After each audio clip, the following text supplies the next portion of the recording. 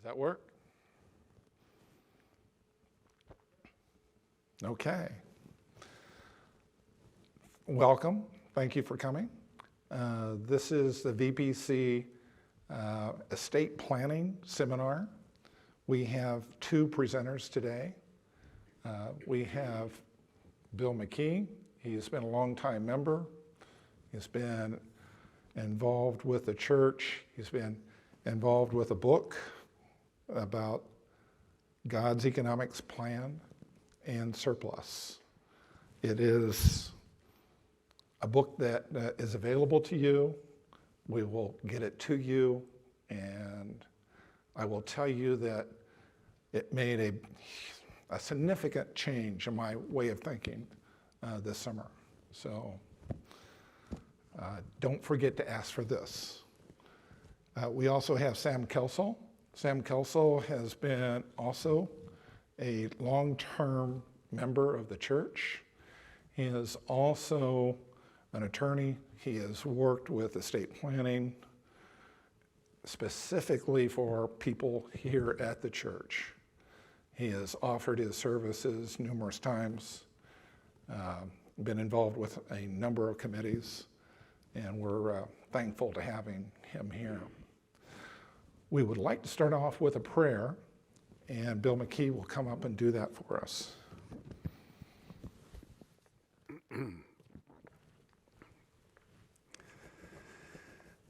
Lord, we're here in your sanctuary, looking to do your work to build your kingdom here on earth. May we all feel a blessing, an empowerment, an encouragement from having to show up here today to figure out where we as small individuals fit into your great big plan. Amen. Hello. Good afternoon. I'm Bill McKee.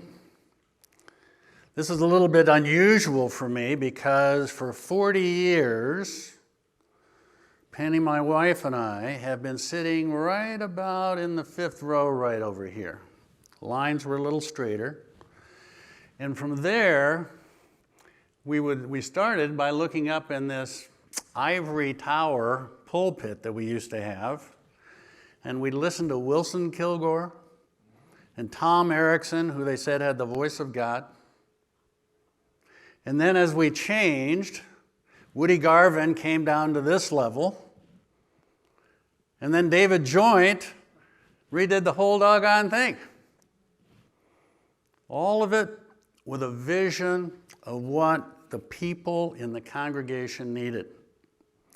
And I must tell you, as I sat out there on Sunday, and I heard our wonderful organ music, and I looked up, and we used to have a little bit more glass and whatnot, but from here I can still see the glass. My spirit would soar. I would be blessed. I would feel close to God. And then I'd go get in my car, and that blessed feeling would go with me all the way till I pulled out of the parking lot, unless somebody cut me off first. And then all of a sudden, I would come back to what I, at that point in time, would call the real world. You see, I was a businessman. I'm now retired, but I was a businessman.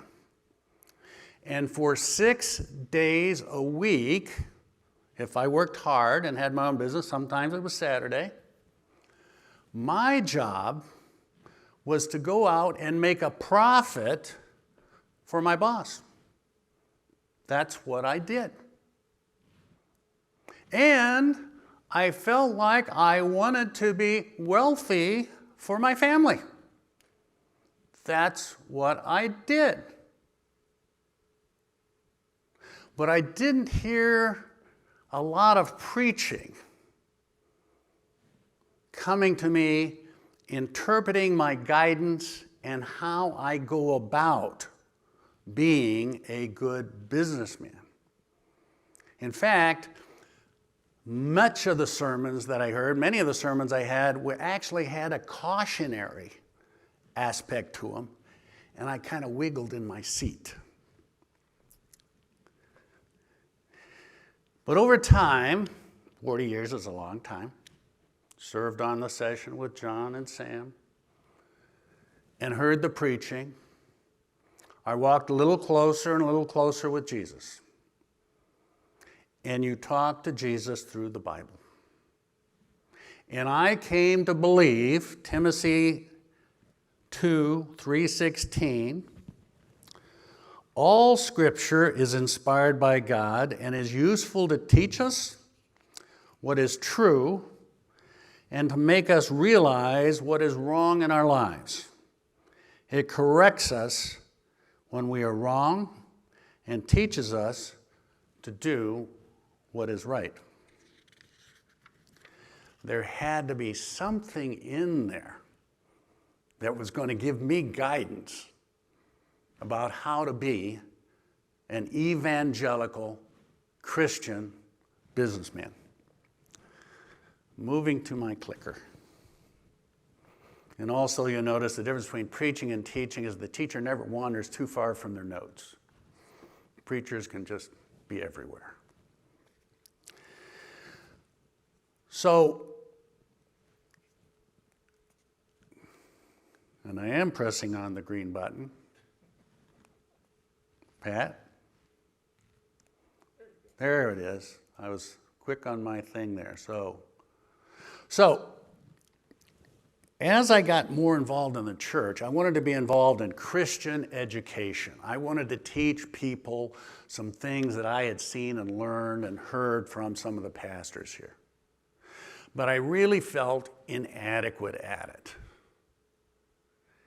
A lot of people come to classes, and you can call it ancient church history, the early church, walk the early church with Jesus or whatever, and they come with ideas of, is divorce okay?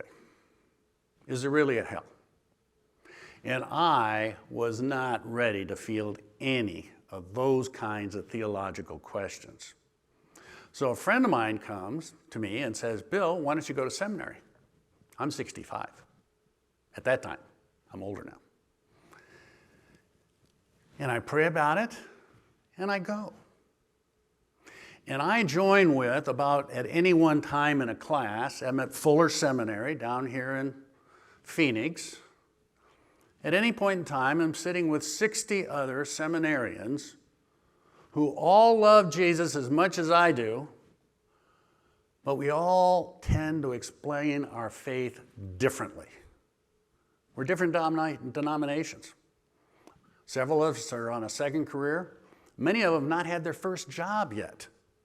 And here we are interpreting the Bible and talking at and past each other. My first education was in economics. I went on to do a graduate degree at UCLA. I graduated from the Air Force Academy. Then I went to UCLA graduate program, graduated with a master's in economics. And then I got 40 years in business. So I've got a worldview that's a business person. And many of these young people that would talk about the Bible, they would use the Bible to explain economic principles. And I go, from a businessman's perspective, that just does not make sense. And I could see that they were going to build on that because that's what, quite frankly, theologians tend to do. In the medieval world, they really didn't study the Bible. They studied commentaries about the Bible. And that's how you got to be a priest, is that you memorized Augustine or Thomas Aquinas or all those commentaries until you became knowledgeable enough to preach, till the Reformation. Okay? So, how was I going to understand the Bible in economic terms unless I did what every pastor, our pastors, every Reformation, every Reformed theology pastor since Martin Luther, Calvin, Zwingli, you name them, they learned Greek, they learn Hebrew, and they study ancient history for the context, okay? For the context. That's what my exegetical teacher would say, Bill, it's all context, context, context. Dallas Willard, if you've ever heard him talk past this last couple of years, great pastor, great theologian, said, if you don't understand the context within which Jesus was teaching, you're probably not going to get his message straight. It's that important. So that's what I went. I went back to school.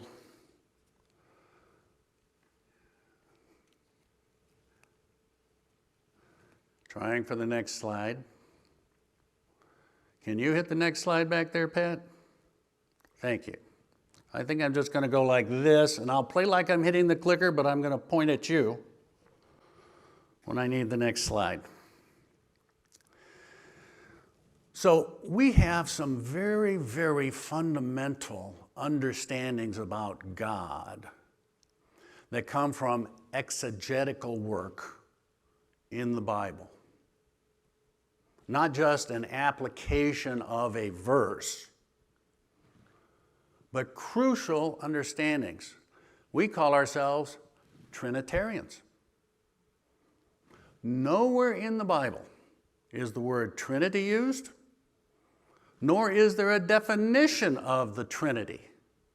But what there is in the Bible, running from the Old Testament, the very beginning, all the way through Revelation at the end, are what's called motifs or themes about the relationship of God, Jesus, and the Holy Spirit, pointing to a Trinity that was only finally agreed to in 325 at the Council of Nicaea. But it is critical to our understanding of how we can pray to a Father, walk with a friend in Jesus, and feel motivated by the Holy Spirit, all knowing they're not contradictory.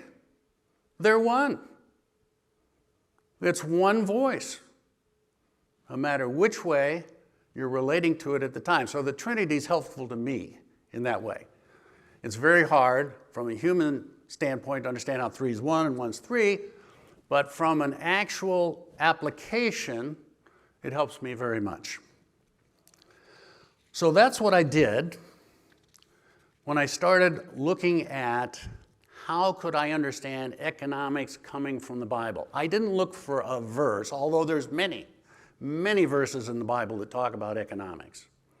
What I looked for, because I've also taught economics at the university level. I used to teach at the University of Phoenix to middle managers, okay, who wanted to get degrees, to get promoted and that sort of thing. Taught them financial accounting and other sorts of things. And I knew that economic people and business people like to see relationships. They like to see pluses and minuses and equal signs so that it all ties out. So what I did was I looked for motifs and themes that would present a basic fundamental of the economics of the Bible. And when I presented that idea in a Bible study class, Pastor Joint happened to be sitting in the back. He came up front and said, Bill, you're writing a book about this. We're putting you in a room over here. We're going to lock the door. You're not coming out till the book's finished. I was very hungry when I finally came out of there because it took a long time. But the first motif that we find in the Bible is production or productivity. Now, God starts us off. Pretty hard to beat his productivity. He builds the creation out of nothing, a void. Try that at home. Scientists now call it a singularity. That's their scientific explanation of how all of the planets form from something so infinitesimal you couldn't see it, And I often look at science as simply reinforcing what the Bible said in understandable terms to people that were just barely literate, but still talk to us today. Jesus continued that idea. See, that's the Old Testament, and I can just verse after verse after verse, productivity. But to jump ahead into the New Testament, Jesus is our model here on earth for what God teaches. Who was more productive than Jesus? He made food and drink anytime he wanted it, anytime it was called for. And he always made more than he could eat or drink himself. He made it for other people. And he made it from very small amounts or something else. Okay? Divine productivity. So if you're looking for guidance from God and then you're looking to Jesus as your model, you cannot escape the idea and the motif of production and productivity that runs through the entire Bible. Now, how does it get down to us, our humans? How do we understand our productivity in emulating those issues? Well, it can be as subtle as you look at Genesis to say that God assigned Adam a task. Work. What was his first job? Tend the garden. I don't know if it was rake the leaves, pick the fruit, I'm not sure, but it was tend the garden. Or in the New Testament, you can look as specifically at Ephesians 4:28 that tells you right between the eyes, in direct indicative sentences, let him who stole steal no longer, but rather let him labor, working with his hands what is good, that he may have something to give him who has need. Again, motif running through the whole Bible. If you didn't get it subtly, Jesus or Paul will tell it to you straight. So, the next motif is consumption. Now, I first heard this from my mother. Still alive, 95, great spirit. And she said, Bill, moderation in all things. And usually that was a counsel after Bill had gone off the trail some way in some kind of an excess. She wouldn't say, it's bad. She'd say, moderation in all things. And that, my mom, very spiritual lady, I said, that's got to be in the Bible somewhere. And I'm ripping through it all. And the closest I can come, because I do believe that it is a motif and a theme that runs through the entire Bible, is a direct quote of Philippians 4:5, which says, let your moderation be known unto all men. Well, that tells me there's a guidance there that moderation's good. When Jesus' critics wanted to undermine his teaching because he was teaching with authority, they attacked his character. And what did they say? He's a glutton and a drunkard, and he sits with sinners. Glutton eats too much. Drunkard drinks too much. Proverbs, Old Testament says, drunkards and gluttons are slothful people, and they're going to come to ruin. Bad things, biblical guidance on excess, moderation. Jesus says, don't obsess over what you wear, right? You've all heard that one. The lilies of the field have as much glory as Solomon in his finest raiment. Again, not that we don't have a responsibility towards clothing, but we're not supposed to obsess. We're not supposed to overfixate. We're supposed to do it in moderation. So here's where your science kicks in. If you're as productive as you can be. If you go to work and you lean into your job, you're going to make a profit. You're going to generate more than you can use. And if you follow the other motif of moderation, you don't try to grandstand and have the biggest car, the biggest house, more clothes, and maybe more than you can even afford. If you do it in moderation, what happens? You open up a savings account. What's a savings account? It's surplus money that you're not currently having to consume. Now, part of my book says that's a mandate from God. Why is that a mandate from God? I think he mandates that you lean into your gifts, whatever they are, that society affords you an income for that you're called to be moderate in your expenses, and therefore, in the first instance, he's mandating if you do those two things, you're going to have a surplus. But beyond that, ever since the Abrahamic covenant, what was the Abrahamic covenant? I'm going to be your God, you're going to be my guy, and I'm going to make nations out of you. People, we're going to procreate, we're going to fill the lands. You cannot have children if you don't have more food than you and your wife need to stay alive. How do you feed that third mouth? How do you add the little addition onto the house? How do you afford the crib? Young couples all know that. They're all saving for those events.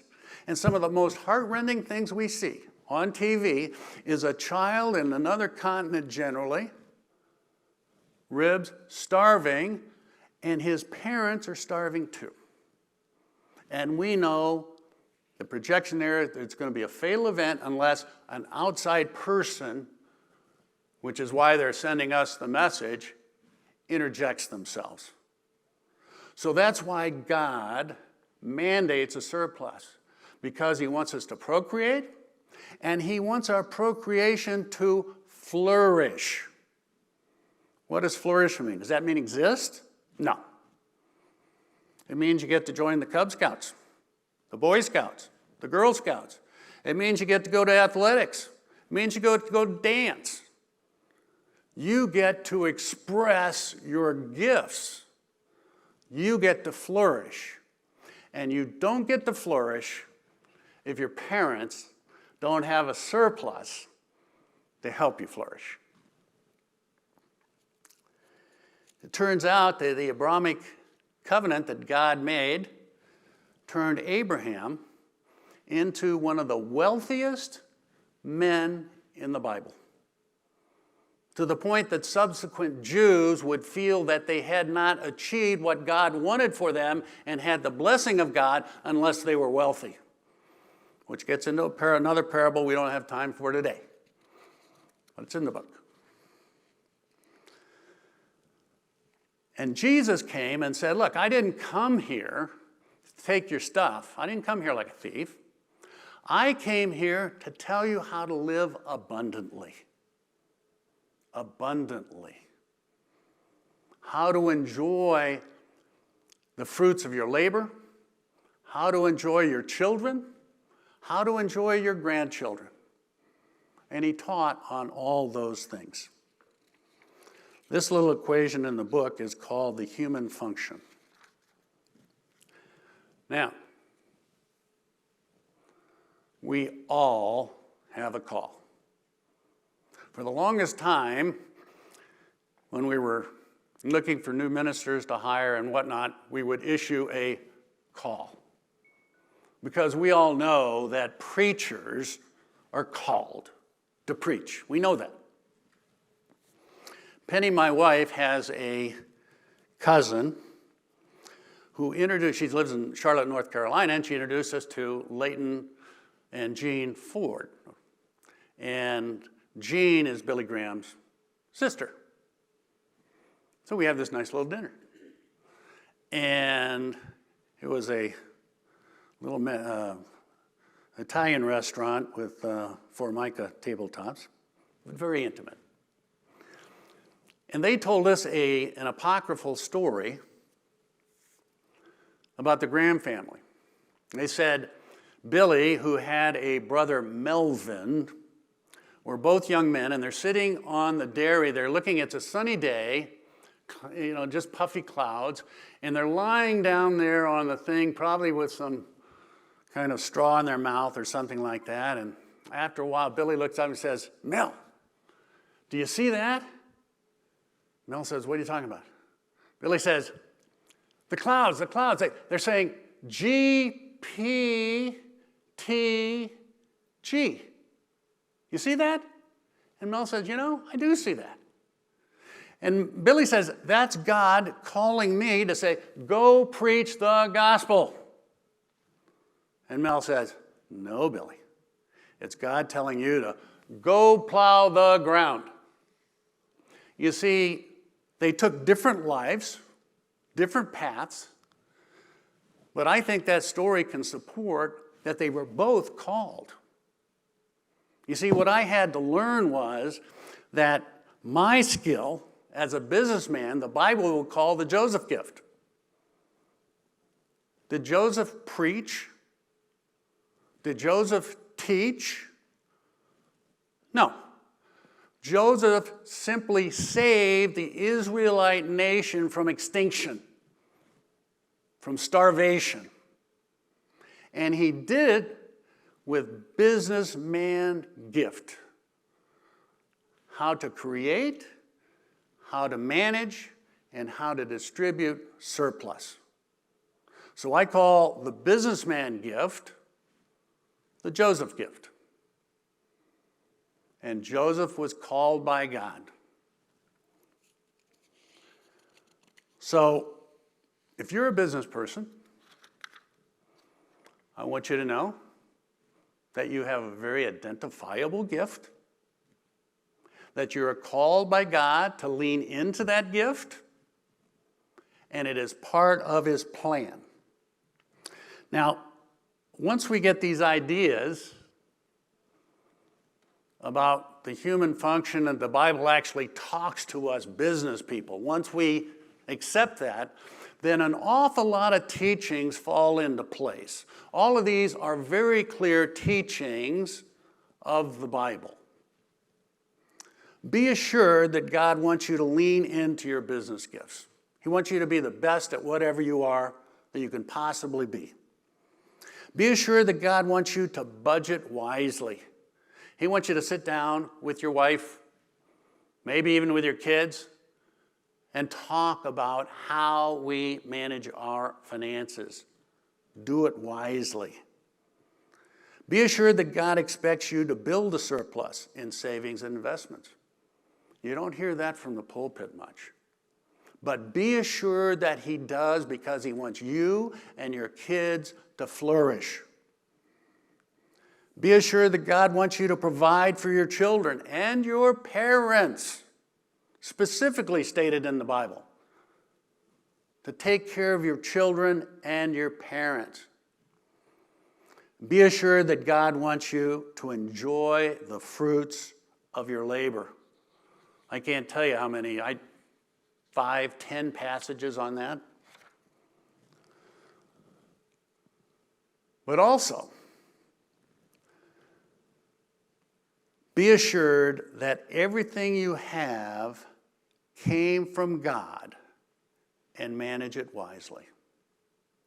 Calvin said, the minute we're born into this creation, it's so lush we're rich people. The minute we're born into it. Some people like Sam know how to take the elements of ground and water and seed and grow food. Change those elements. Work so that we have food. Be assured that your body ages, but your spirit can still grow and flourish. And that's based on your distribution decisions. How you wisely, don't write a check, mail it off to somebody because they sent you some stamps or something, okay, or your labels. My own, and this is my advice now, this is not biblical, but it's know the cause. Be able to look into the eyes of the people that you're helping. Help it relate you to them. And if you do that, your spirit will soar, even though you don't run as fast or dance as well as you used to. Be assured that God thinks you foolish if you leave the joy of deciding your surplus distribution to others. Honestly, this is not a plug for Sam, but he's going to talk about if you don't plan it, some person that you've never heard of that has a gavel in his hand is going to plan it. I don't think he'll get much joy out of it either. So if you want any joy out of it, be involved. Make some decisions. Be assured that when we rejoin God, we will leave behind all the surplus we've generated. That is a biblical teaching. John Wesley summarized it in his famous sermon in the 18th century, 1749 sometime, called The Use of Money. Earn all you can, save all you can, give all you can.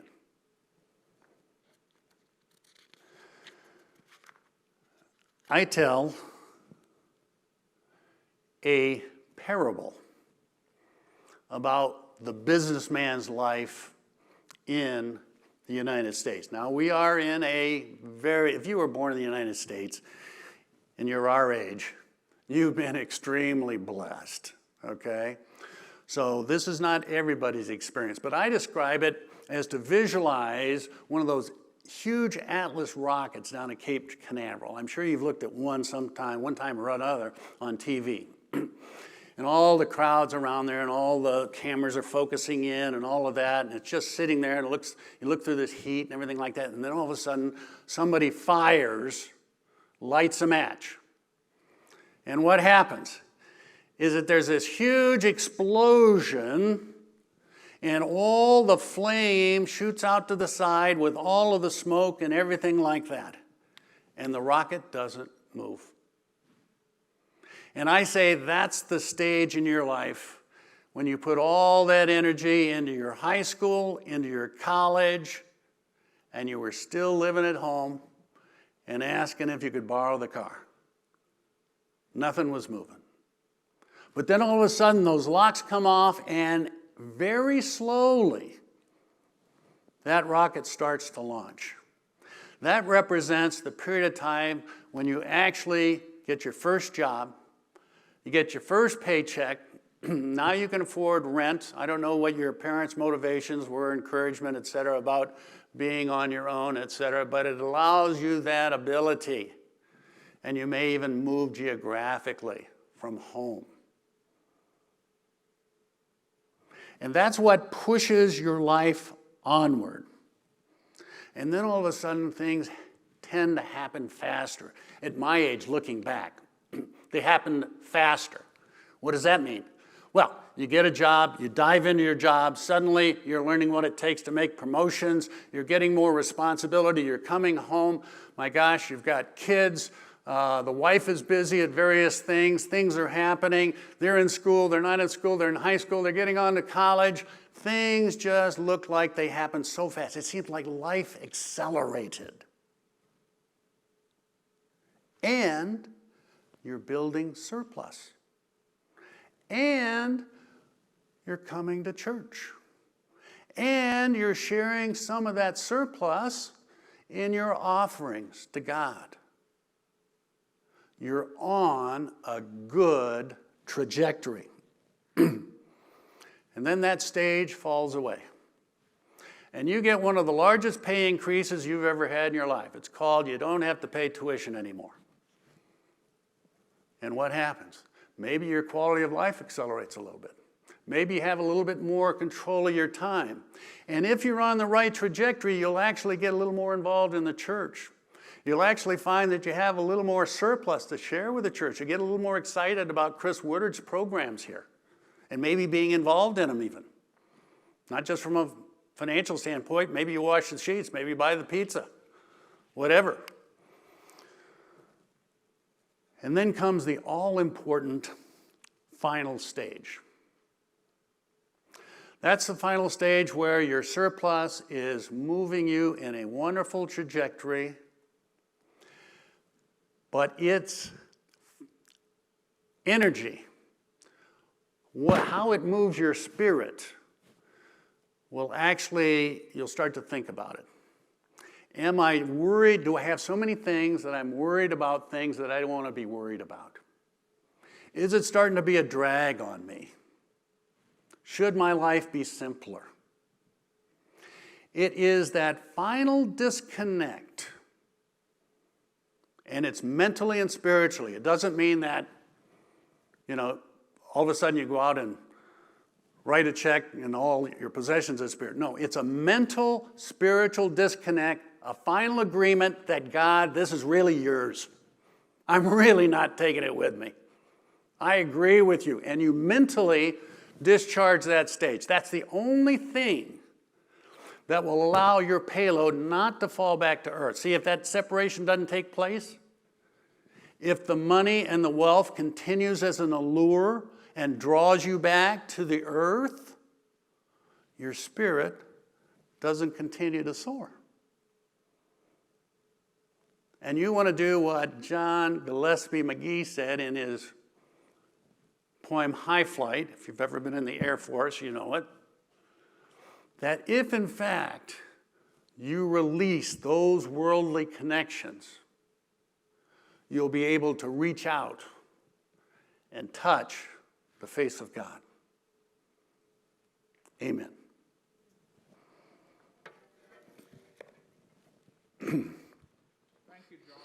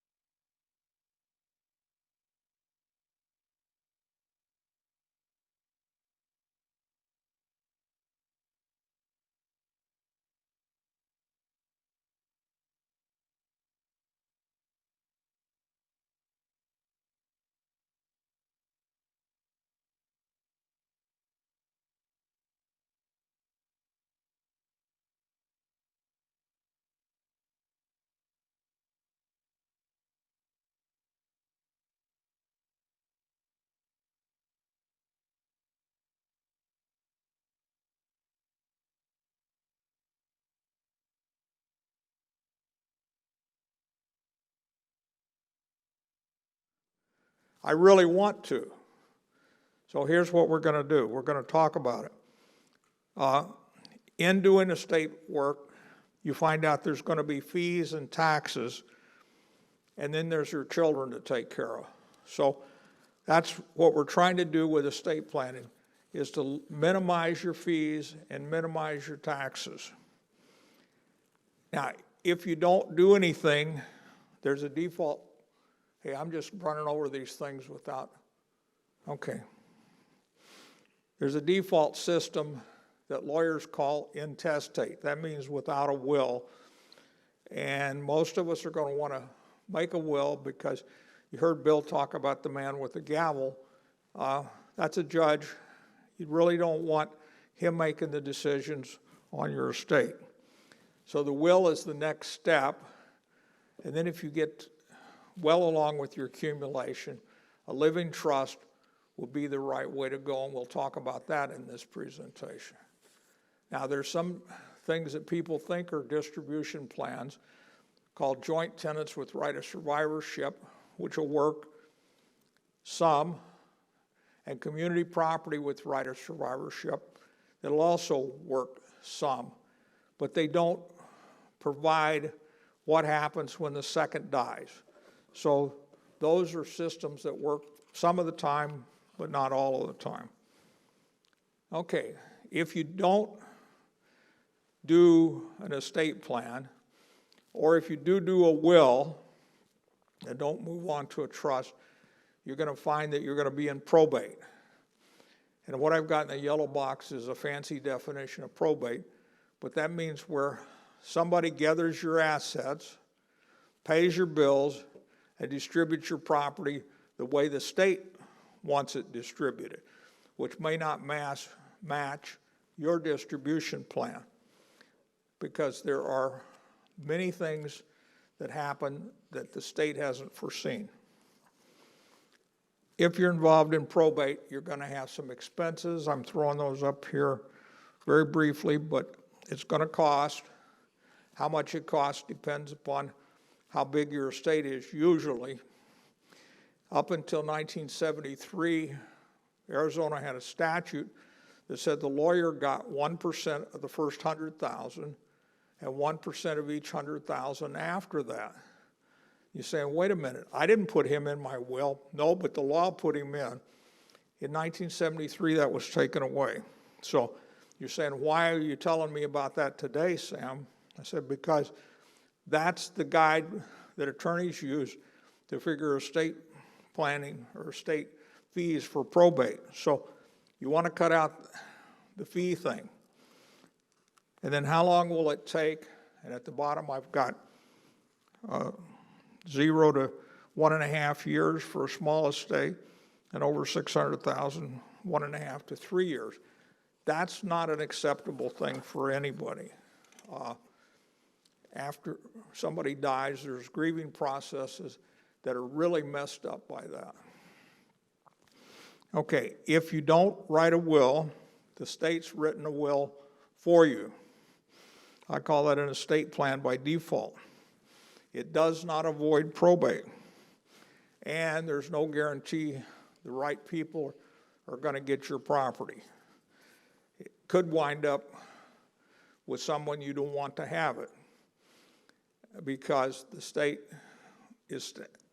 statutes don't have exceptions in them for second marriages and for leaving out children.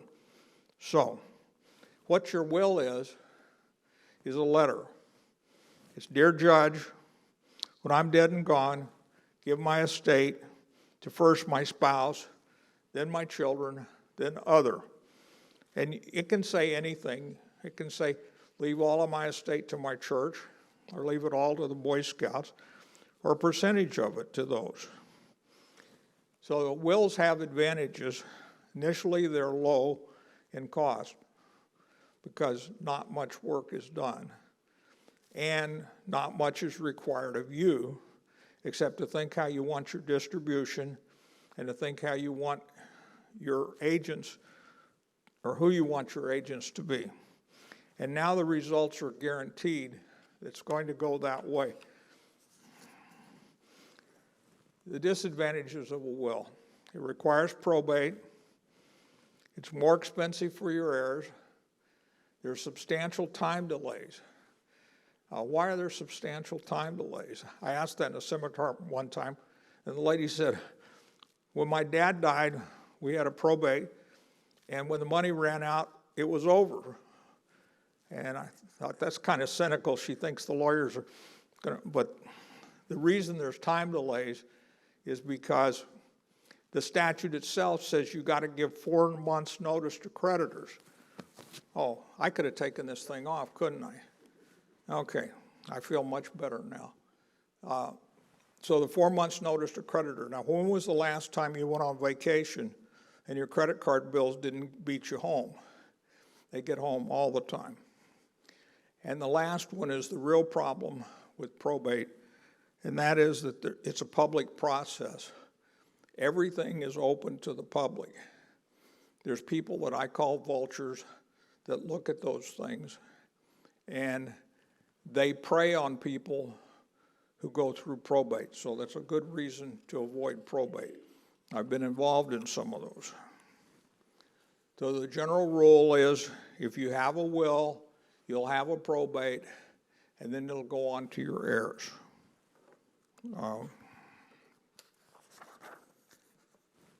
I've got down, there's 3.5 exceptions to probate. And we talked about joint tenants with right of survivorship. You can do that on real estate. You can do that on bank accounts, on investment plans. And it works between one person. And if a estate is simple, it works real well.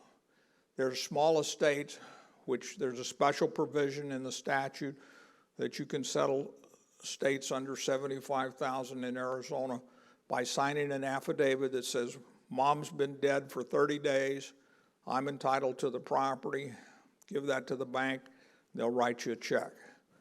It's that simple. The law holds the bank harmless from paying the wrong person. That's what probate's about, is to make sure the right person gets paid. Another exception to probate's a revocable trust, and we're going to talk about that. And another one is beneficiary deeds. For many people, a beneficiary deed is an appropriate way to transfer their property. They can own it in joint tenants with right of survivorship, or better yet, community property with right of survivorship as their spouse during their lifetime, and then when both of them have died, it goes to the people named in the beneficiary deed. It's almost a free process. You record a death certificate, and your heirs have the property. Now, we've talked about trusts.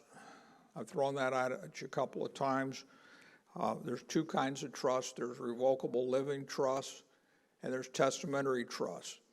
Testamentary means that it's written in your last will and testament. That means it goes through probate and arrives at the end of the probate. A living trust means it becomes an entity when you sign it and when you transfer property into it, and it's revocable, so you can change it or amend it, which, by the way, both wills and trusts are revocable and changeable at any time. Okay. A trust is a two-step process. The first is creation. That's the part that you and the lawyer sit down and do and determine what are the important things to go into your trust. Who are the important people, both the people that are beneficiaries and the people that are going to be your agents. And then the second part is property transfers. Many times the lawyer will help with the property transfers. Most of the time, the property transfers, the real property transfers will be done by the lawyer, but the other property transfers will be done by the client. Your stocks and bonds, your bank accounts, your 401ks, your IRAs, your life insurance, all of those have to be transferred to trust. That's why trust is more complex, because there's more things to do. So that's what we're up to. And that's, in my view, most of the fall down in trust is in the property transfer part. Usually when you leave the lawyer's office with a completed trust, you've got the real estate done and everything's the way you want it, and you've got a fairly long instruction letter from the lawyer about how to transfer property. But at some point, some of that drops. And I was working on a case this week. I first wrote this trust in 2004, and I've dealt with this client every couple of years since then. And all of a sudden, now that they're 92 years old, they discovered they own a property in Michigan. And they knew that all the time. But for some reason, when they got the tax bill, it didn't jog them to say, hey, I need to get that in the trust. And that's the kind of problems that you run into. I got to move ahead. So that's the creation. So now let's talk about what this two-step process involves. Really, it's a three-cornered hat. You're the successor trustee and the trustor. That's the maker and the manager. You're also the successor trustee, and that's who usually serves after you die or become incompetent. And initially, you're also the beneficiary. That means you're it during your lifetime, and your heirs, whoever you name, become the beneficiaries when you die. Okay, I'm showing you the transfer process here. You put your house, your stocks, your bonds, your money, all into your trust. The advantage of a trust, you avoid court interference. That means you're not going to have a judge looking over your shoulder. In fact, that's the whole thing that's different between trusts and wills. A will, when it's filed for probate, is an invitation to the world that you've started a lawsuit and invited them to come participate and try to overturn your wishes. In a trust, it's a private process, and there's no court unless the stranger or the disgruntled person comes forward and brings it to court. It's less expensive for the heirs because there's no probate, and it eliminates the delays because you don't have a 4-month notice to creditors, and it's a private process. You're not going to file any inventories with a court or with anybody else. You do need to do an inventory, and you do need to tell the heirs what you received, what you paid, and what they're going to get, but you're not going to put it on the public record. The disadvantages of a trust: it costs more. It's a nuisance to maintain it. I've just told you some of the nuisances. And there's possible mismanagement. You cannot mismanage your trust. If you make a trust tomorrow, and I've actually had this happen, and then you take all of the trust assets and go to Vegas and decide that that's the best investment program there is, and gamble it all away in 2 days. I had a couple 55 that did that. They decided that was a great retirement plan. They were going to go up there and make bazillions, and 2 days later, they're broke. Their whole estate's gone. So the mismanagement we're talking about is mismanagement by the successor trustee. So when you pick a successor trustee, you want to pick somebody that's honest, somebody that you trust, somebody that has enough skill to hire a lawyer or a CPA if they can't do it themselves. And many times that's necessary, but a lot of times it's not necessary. I threw this in here, and I see it's really dark, but that's because it's estate taxes, which is a dark subject. But right now, you see the bottom line says $11,580,000. If your estate's under that, you're not going to have any estate taxes. But don't quit listening right yet, because it's scheduled to lower that to $5.5 million in the year 2026. And you might say, well, I still don't have to listen. Well, you know, we're in an inflationary economy, and what you think is not taxable might become taxable in just a few years through inflation. So that's something you got to keep watching all the time. Income tax, this is what's most important to us rather than estate taxes, and that's capital gains taxes. Anything in your portfolio that appreciates in value is taxed at a capital gains rate. But when you die, you get a step up in cost basis to the value on your date of death. That means the heirs do not pay any capital gains taxes. That's the important part for all of us, because your estate does not have to be $5.5 million. If you've got a capital gain of $100,000, that tax is forgiven. IRAs, you can give to charity with no taxes. The CARES Act is over. Hopefully you gave $300 to somebody last year. You can claim that on your tax return. The Arizona tax credit is still open. That's something, a tax credit means that's money you owe the state.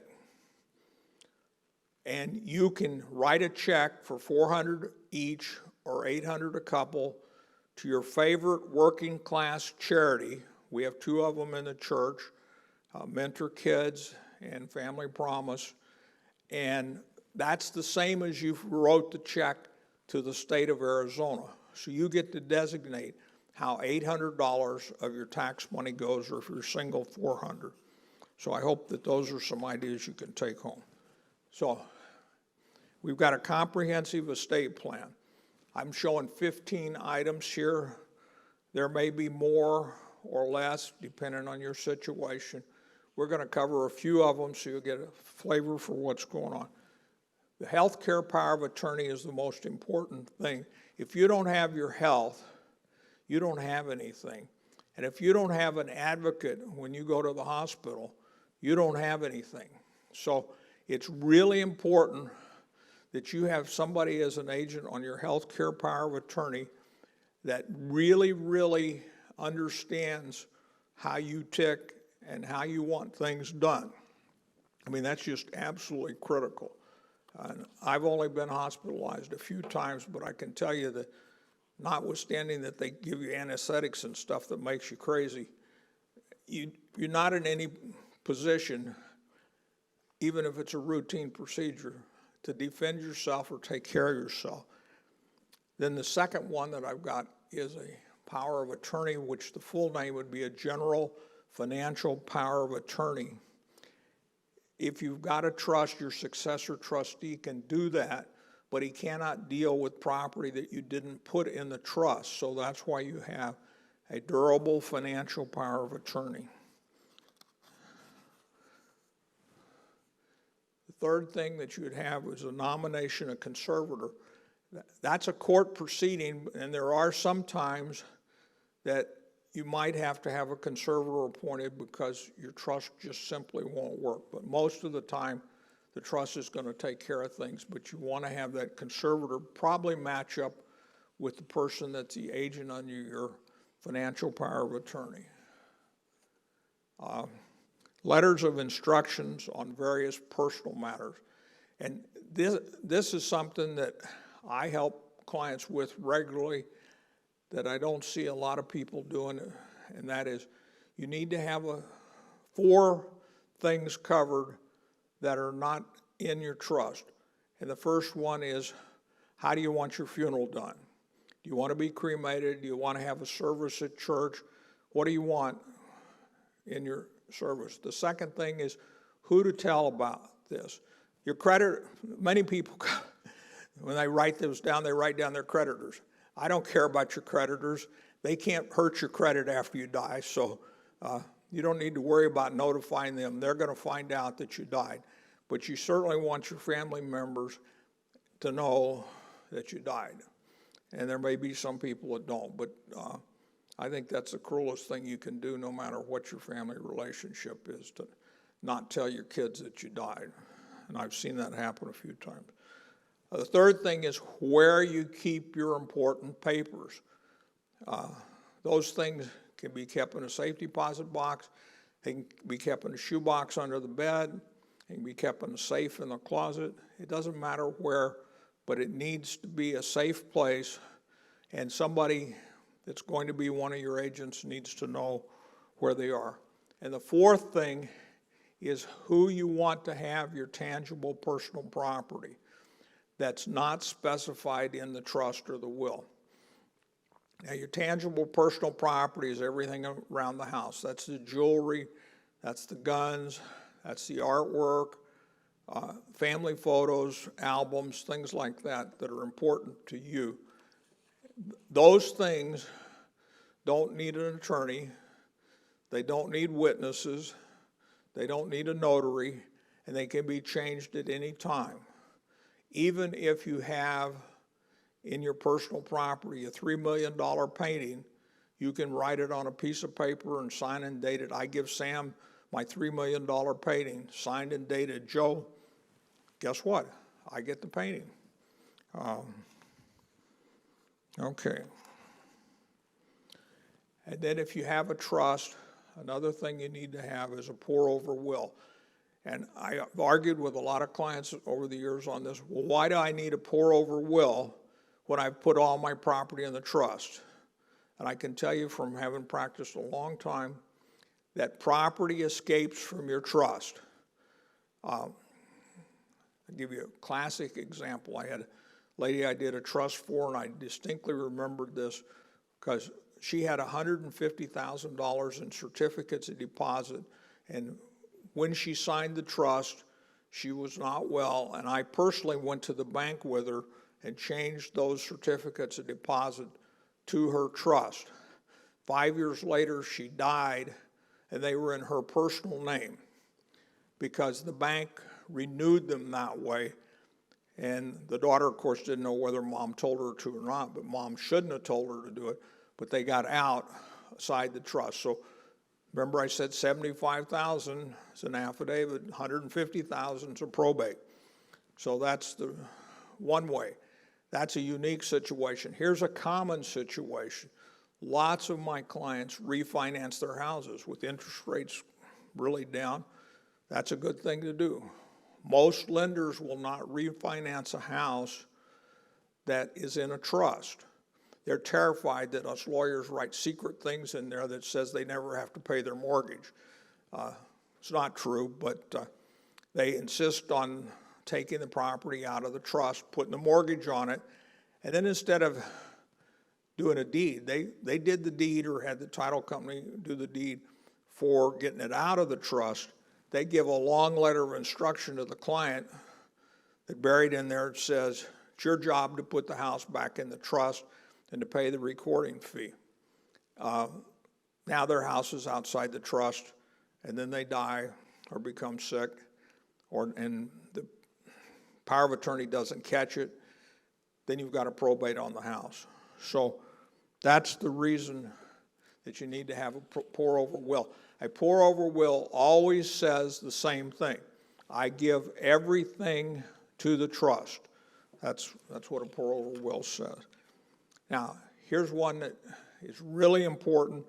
If you're married, you're a couple in Arizona, a declaration of property ownership clearly stated between the spouses. Most of the time, well, all of the time, for tax purposes, it's to your advantage to have community property. The reason is, with community property, when the first spouse dies, you get a full step up in basis. If the second to die spouse then sells the property, no or very little capital gains. When the second spouse dies, the heirs get another full step up in basis, so they take it at the new basis, and they have no capital gains tax. So that's the reason, and there's only 8 states that are community property states. We have a special situation in Arizona because we are a community property state. That's the reason you should have a property agreement between spouses.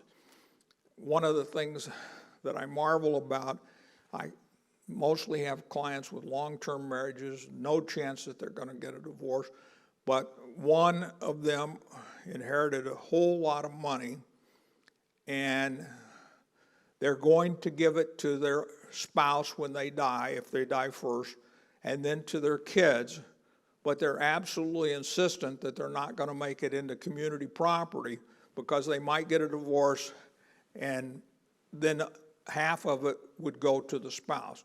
Well, you can actually draft around that if that becomes an issue, but that's what a property agreement is for, is to be sure that it's clear that it is or is not community property. And see, the disadvantage of it not being community property, if the wrong spouse dies, you don't get any step up in basis at all until the second one dies. Okay, and then you see that we're talking about death and dying a lot. That's what it's really about. And then I'm going to turn to the last page here. And returning home from the dead, Donald gets a second chance. You can read this at your leisure, but I'll tell you the short version of it. Donald went out goat hunting up in Idaho. This is a true story, and that's a newspaper clipping that you're looking at. When Donald didn't come home at the end of goat season, it had snowed about 50 inches in the area he was in. The temperatures had dropped to 70 below zero, and they presumed he was dead. By January, the court had declared him legally dead. His life insurance was about to pay his wife, and Donald comes walking in. And the first thing he says is, gosh, what a mess I made by not doing any estate planning. Well, you know that wasn't the first thing he said. But he got a second chance because he'd had a near-death experience and understood from what was going around that his wife was in a real problem. You won't get a second chance. I'm not going to get a second chance. So don't procrastinate. do it now. See me or see another estate planning professional. We've got two things. If you want to ask questions on Zoom, we can do questions on Zoom. We can do questions in the room, and we'll answer questions as long as you want to. If you want a free consultation, you can sign up on the last page. Whoops.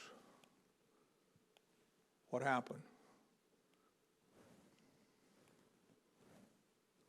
I'm having there. Oh, we don't have those on the Zoom. Okay, that's fine. If you want a free consultation, you can contact. Come on up and ask a question. The microphones are right there, and yeah.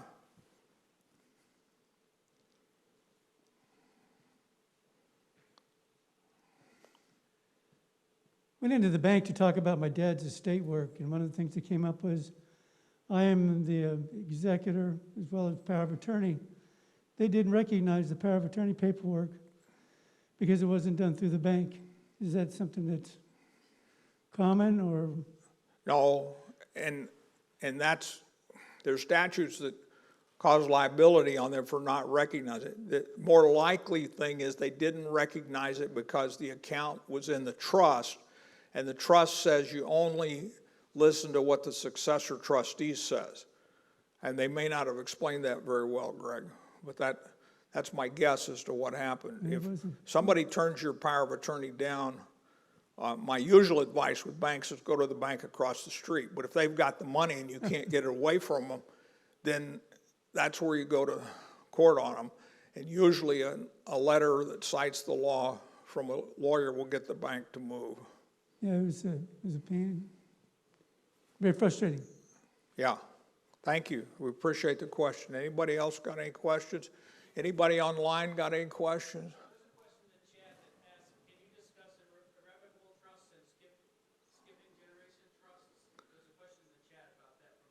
Yeah, irrevocable trusts and generation skipping trust. An irrevocable trust is exactly what it says. It's not revocable. In today's tax climate, there's not much reason that you would want to do an irrevocable trust. Because when you do an irrevocable trust, it's just like you wrote a check and gave the money to the beneficiary. You're no longer involved in it. It won't work any other way. Otherwise, it's a revocable trust. On generation skipping, it's a freebie right now up to $11.5 million, so it's not a real issue for most of us. If we want to give our grandkids property, we're not going to be taxed on that. When the taxes were much, much lower, then those were pulled back and taxed the same as the first generation. So you're not going to have a need for generation skipping unless you have a very large estate. And I don't want to get into dynasty trusts and all that sort of stuff. But anyway, I hope that's adequate. Somebody else? It also goes on to say, if you have your own personal trust, are married, can you pass your assets on to your kids, passing your spouse in Arizona? Bypassing your spouse in Arizona. I'm not sure I understand the question. You have your own personal trust. Can you bypass your spouse? Well, here's the thing. If what you're talking about is separate property, let's talk about community property and separate property for a little bit. Separate property is anything you had when you got married and anything you received by gift, devise, or descent. Community property is everything you earned after you got married. Anything you earned after you got married is community, and your spouse owns half of it. You cannot disinherit your spouse. Anything that's your separate property, you can give it to anybody you want. You can give it to your spouse. You can give it to your kids, whatever you want to do. Is that a good one? Did I hit the question?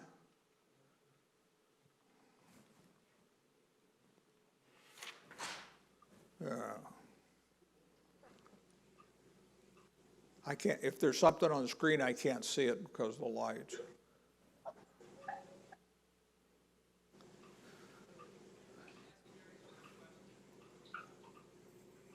Who's got a question? Mary. Where's Mary? Yeah.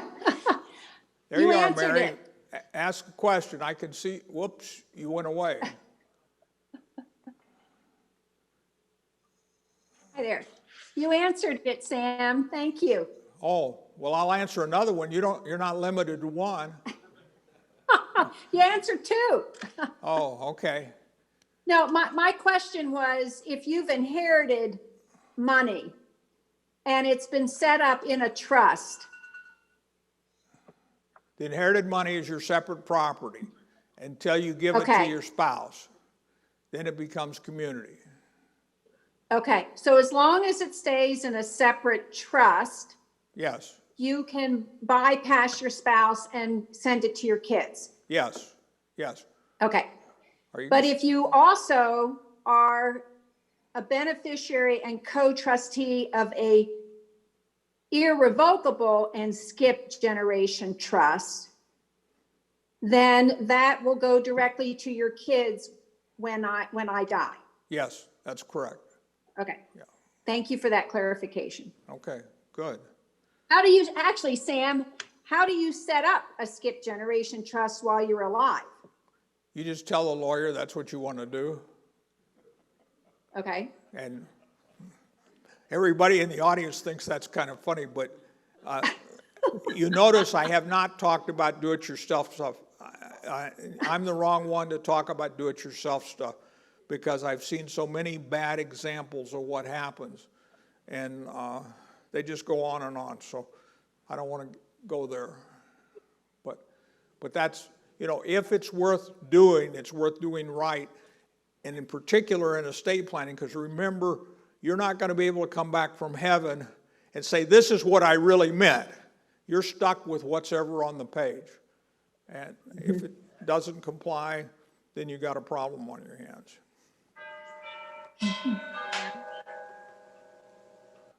Who I got up there now? Can I, Sam? Yes. It's Peggy Hi, Peggy. Saul. Yeah. Hi. A quick question about the letter of instruction. On that sheet that you had given us, number 4, it was, who do you want to have for tangible property? Yes. And they're not in the will, so do you have to get that a special form or just write it on any old piece of paper? I mean, No, any And old then piece of paper will sign it? work. It has and to. that will override the will. Well, I'm not Like, sure what you If a mean. person has a will, Yeah, but the will's they going wanted to to say, to the extent I tangible have not made a statement under the statute for the separate personal property, I give my property as follows. So yes, it overrides the will. As long as Okay. you're dealing with tangible personal property, which is not cash, it's not stocks and bonds, or anything that looks like money. But okay. if you want to All give the right. But that $3.5 is million still subject painting then to to somebody, you probate. can do it. Because the person has a will, not a trust. Yeah, the will, even if you have a trust, it's going to be in the pour over will, the language that says you can override the will. Yeah, Okay. yeah, it should All be right. in the first couple of paragraphs of your will. Okay. Did I get that And muddied so- up enough, or do you want, Yeah, that's good, Sam. Thank you. it's muddy enough for you guys? Okay. Okay. This is the best part of the whole deal. Thanks for being here. I got It was another excellent. Thank you. Copy of Bill's book. I didn't hear. Who's on there now? That's Charles Pascal. Okay. What's your question? He wants a copy of the book. John's walking down the aisle holding a copy of the book. I want to see him send it through the air to you. John, how does he get a copy of the book? We will get one to you. All you have to do is just, if you give us your email address, I will get in contact with you and get the book to you. It's well worth the read. It's well worth the time. So, Okay.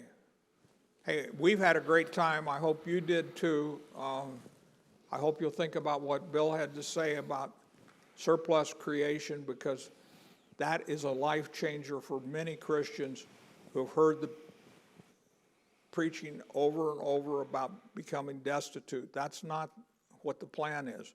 The plan is to become surplus heavy so you can do things. And we thank you all for being here. Gene, you're here twice.